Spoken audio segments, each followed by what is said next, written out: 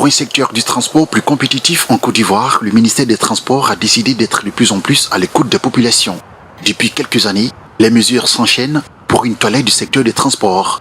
La dernière, la vidéo-verbalisation. À cela vient se greffer la possibilité de passer l'examen du permis de conduire, en plus du français, en langue nationale, le béti, le baoulé et la langue malinké. Cette mesure permettra à toute personne qui ne sait ni lire ni écrire, mais s'exprimant dans l'une des 3 langues nationales, de recevoir la formation pour une maîtrise du code de la route.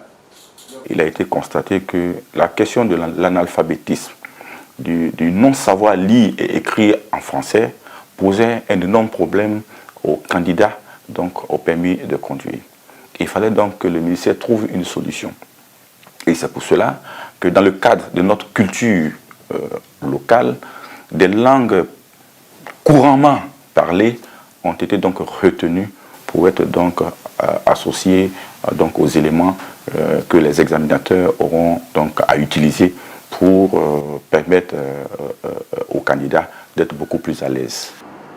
Cette innovation fait partie d'un vaste projet de digitalisation piloté par la Direction générale des transports terrestres et de la circulation.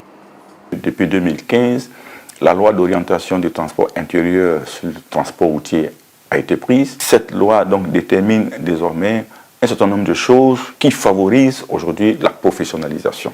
Plus de 500 moniteurs et monitrices d'auto-école ont récemment été formés à Abidjan. Ils ont renforcé leurs capacités sur la digitalisation de l'examen du permis de conduire. Un sésame auquel le gouvernement veut donner une bonne image.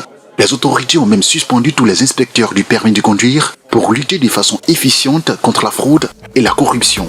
Depuis quelques mois, ce sont les gendarmes qui font passer l'examen du permis de conduire en Côte d'Ivoire.